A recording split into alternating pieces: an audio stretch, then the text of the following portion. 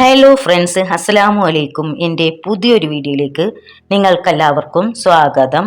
ആദിവാസികളുടെ ജീവിതത്തെക്കുറിച്ചാണ് ഞാൻ പറയുന്നത്.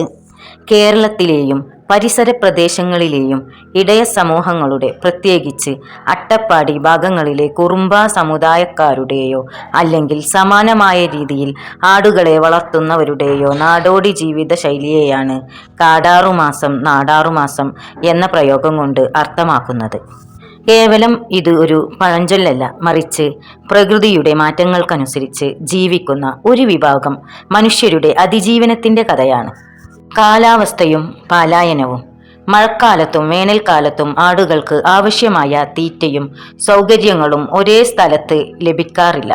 അതിനാൽ കാലവർഷത്തിൻ്റെയും വേനലിൻ്റെയും വ്യതിയാനങ്ങൾക്കനുസരിച്ച് ഇവർ ഒരിടത്തു നിന്ന് മറ്റൊരിടത്തേക്ക് മാറിക്കൊണ്ടിരിക്കും.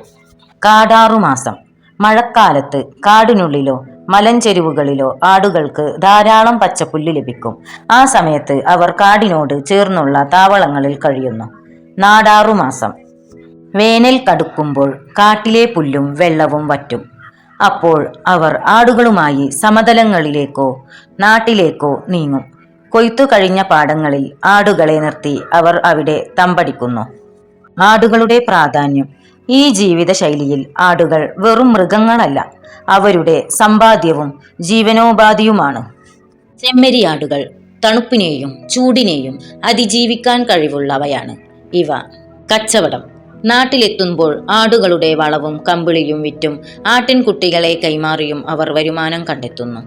സ്ഥിരമായ ഒരു വീടോ സൗകര്യങ്ങളോ ഇല്ലാതെ നാടു ചുറ്റുന്ന ഈ ജീവിതം അത്യന്തം കഠിനമാണ്. വന്യമൃഗങ്ങളുടെ ആക്രമണം, കാലാവസ്ഥാ വ്യതിയാനം മൂലമുള്ള ആരോഗ്യ പ്രശ്നങ്ങൾ, പുതിയ തലമുറ ഈ തൊഴിലിൽ നിന്ന് മാറി നിൽക്കുന്നത് മൂലമുണ്ടാകുന്ന പ്രതിസന്ധികൾ. പ്രകൃതിയുമായുള്ള ബന്ധം. പ്രകൃതിയെ ചൂഷണം ചെയ്യാതെ അതിൻ്റെ താളത്തിനൊത്ത് ജീവിക്കുന്ന രീതിയാണിത്. കാടിനെ സംരക്ഷിക്കാനും അതേസമയം നാട്ടിലെ കൃഷിയിടങ്ങൾക്ക് ആവശ്യമായ വളം നൽകാനും ഇവരുടെ ഈ ദേശാടനം സഹായിക്കുന്നു.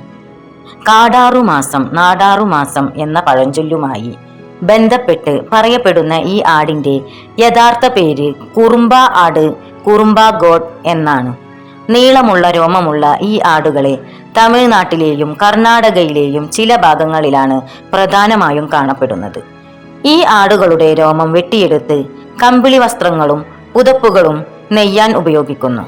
6 മാസം കാട്ടിലും 6 മാസം നാട്ടിലും എന്ന രീതിയിൽ മേയ്ക്കുന്നതിനാണ് ഈ പഴഞ്ചൊല്ല് ഉണ്ടായത്. ആട്ടിടയന്മാർ തങ്ങളുടെ ആടുകളുടെ രോമം ഉപയോഗിച്ച് കമ്പിളി, ബ്ലാങ്കറ്റ് നിർമ്മിക്കുന്ന രീതി വളരെ പാരമ്പര്യവും അധ്വാനമേറിയതുമാണ്. ഇതിനെ കുറുമ്പാട് കമ്പിളി എന്നും വിളിക്കാറുണ്ട്. ഇതിൻ്റെ നിർമ്മാണ ഘട്ടങ്ങൾ ഇങ്ങനെയാണ്. വർഷത്തിൽ 2 തവണയാണ് സാധാരണയായി ആടുകളുടെ രോമം വെട്ടിയെടുക്കുന്നത്. ആടുകൾക്ക് ചൂട് കൂടുന്ന സമയത്താണ് ഇത് പ്രധാനമായും ചെയ്യുന്നത്. വലിയ കത്രികകൾ ഉപയോഗിച്ച് വളരെ ശ്രദ്ധയോടെയാണ് ഇത് ചെയ്തെടുക്കുക. വെട്ടിയെടുത്ത രോമത്തിൽ മണ്ണും ഇലകളും മറ്റും ഉണ്ടാകും. അത് ചൂടുവെള്ളത്തിൽ കഴുകി വൃത്തിയാക്കുന്നു. ശേഷം കൈകൾ കൊണ്ട് രോമങ്ങൾ ചീകി വൃത്തിയാക്കി കെട്ടുകളാക്കി മാറ്റുന്നു. പഴയ രീതിയിലുള്ള തടി കൊണ്ട് നിർമ്മിച്ച തകിടുകളോ കൈകൾ കൊണ്ട് കറക്കാവുന്ന ചക്രങ്ങളോ ഉപയോഗിച്ച് ഈ രോമത്തെ നൂലുകളാക്കി മാറ്റുന്നു. ഈ നൂലിന് നല്ല കട്ടിയുണ്ടാകും. നെയ്ത്ത്. ഇതാണ് ഏറ്റവും പ്രധാനപ്പെട്ട ഘട്ടം. ആട്ടിടയന്മാർ തന്നെ തയ്യാറാക്കിയ താൽക്കാലിക തറികളിലാണ് ഇത് നെയ്യുന്നത്. ഈ കമ്പിളികൾക്ക് സാധാരണമായി കറുപ്പോ കടും ചാരനിറമോ ആയിരിക്കും. ഈ കമ്പിളികളുടെ പ്രത്യേകത അതിൻ്റെ ജലപ്രതിരോധ ശേഷി ആണ്. മഴ നനഞ്ഞാലും വെള്ളം പെട്ടെന്ന് ഉള്ളിലേക്ക് കടക്കില്ല. കഠിനമായ തണുപ്പിനെ പ്രതിരോധിക്കാൻ ഇത് സഹായിക്കുന്നു. അതേസമയം മഴക്കാലത്ത് ഇവർക്ക് ഇതൊരു കുട പോലെയും ഉപയോഗിക്കാം. ഈ കമ്പിളികൾ വർഷങ്ങളോളം കേടുകൂടാതെ ഇരിക്കും. സ്വാഭാവികമായ രോമം കൊണ്ടുള്ള ഉൽപ്പന്നമായതുകൊണ്ട് ശരീരത്തിന് ഇത് നല്ലതാണ്. ഇന്നത്തെ കാലത്ത് ഈ പാരമ്പര്യ നെയ്ത്ത് രീതി കുറഞ്ഞു വരികയാണ്.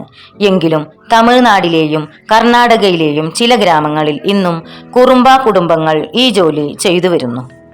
നമ്മുടെ നാട്ടിൽ ആടുകളുമായി വരുന്ന ഇടയന്മാരിൽ ഏറ്റവും പ്രശസ്തർ കുറുമ്പാസ് എന്നറിയപ്പെടുന്ന വിഭാഗമാണ്.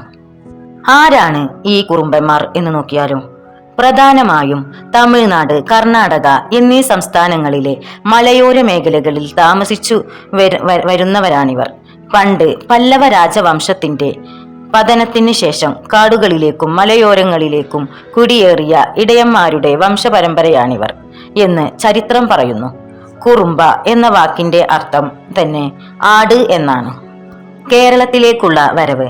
വേനൽക്കാലത്ത് തമിഴ്നാട്ടിലെ പുൽമേടുകൾ ഉണങ്ങുമ്പോൾ ഇവർ നൂറുകണക്കിന് ആടുകളുമായി കേരളത്തിന്റെ അതിർത്തി കടന്ന് പ്രധാനമായും പാലക്കാട്, വയനാട് ജില്ലകൾ വഴി വരുന്നു. ഇവർ കൊണ്ടുവരുന്ന ആടുകൾക്ക് കോയമ്പത്തൂർ ആടുകൾ എന്നും പേരുണ്ട്. കറുത്ത മുഖവും വെള്ള ശരീരവും ഈ ആടുകൾ അവയുടെ രോമത്തിന് വൂൾ പേരുകേട്ടതാണ്.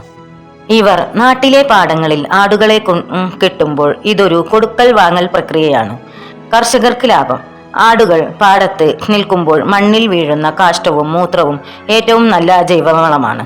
അതിനായി കർഷകർ ഇവർക്ക് പണമോ അരിയോ നൽകാറുണ്ട്. ഇടയന്മാർക്ക് ലാഭം. കൊയ്ത്തു കഴിഞ്ഞ പാടങ്ങളിലെ അവശിഷ്ടങ്ങൾ ആടുകൾക്ക് നല്ല ഭക്ഷണമാകും. കുറുമ്പ ഇടയന്മാരുടെ കയ്യിൽ എപ്പോഴും ഒരു കമ്പിളിപ്പുതപ്പുണ്ടാകും. ഇത് സ്വന്തം ആടുകളുടെയും രോമം കൊണ്ട് അവർ തന്നെ നെയ്തെടുക്കുന്നതാണ്. മയത്തും വെയിലത്തും ഒരേപോലെ ഇതവർക്ക് സംരക്ഷണം നൽകും. ആട്ടിടയൻ നായകൾ.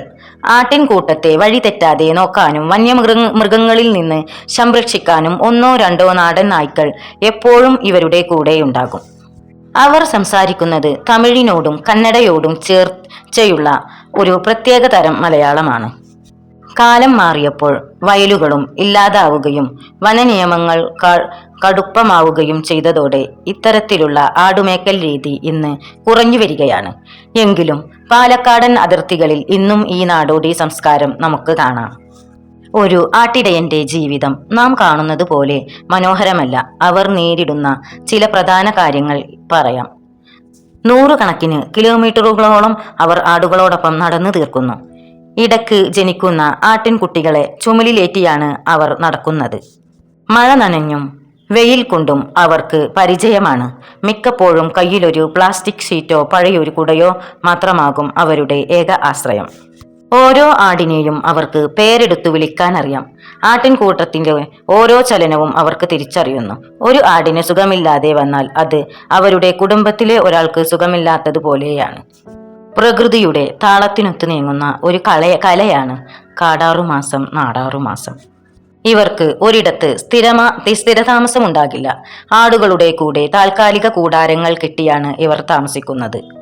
കാലാവസ്ഥയിലെ മാറ്റങ്ങൾ, പ്രകൃതിയിൽ വരുന്ന ചില ചലനങ്ങൾ ഇവർക്ക് നന്നായി അറിയാം. ഏത് മാസത്തിൽ എവിടെ പച്ചപ്പുണ്ടാകും എന്ന് ഇവർക്ക് നേരത്തെ കണക്ക് കൂട്ടുന്നു.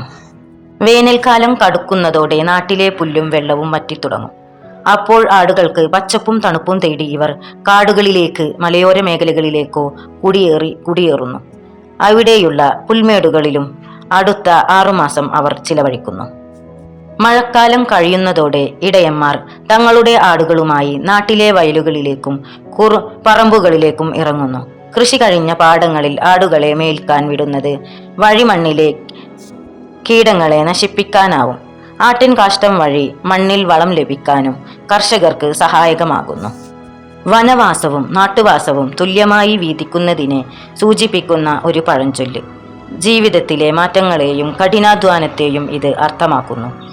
ഈ വീഡിയോ നിങ്ങൾക്ക് ഇഷ്ടപ്പെടുകയാണെങ്കിൽ ഒന്ന് എൻ്റെ ചാനൽ സബ്സ്ക്രൈബ് ചെയ്യണേ, ലൈക്ക് ചെയ്യണേ, ഷെയർ ചെയ്യണേ. എൻ്റെ ചാനലിൽ നിരവധി ഇൻഫോർമേറ്റീവായ കുറേ വീഡിയോസുകളുണ്ട്. അതൊക്കെ കാണാൻ വേണ്ടി നിങ്ങൾ നിങ്ങളുടെ കുടുംബക്കാർക്കൊക്കെ ഈ ചാനൽ ഷെയർ ചെയ്തു കൊടുക്കുകയും ചെയ്യണേ. വീണ്ടും ഇതുപോലുള്ള ഇൻഫോർമേറ്റീവായ വീഡിയോകളുമായി ഞാൻ വീണ്ടും വരാം. അസ്സലാമു അലൈക്കും. വോൾ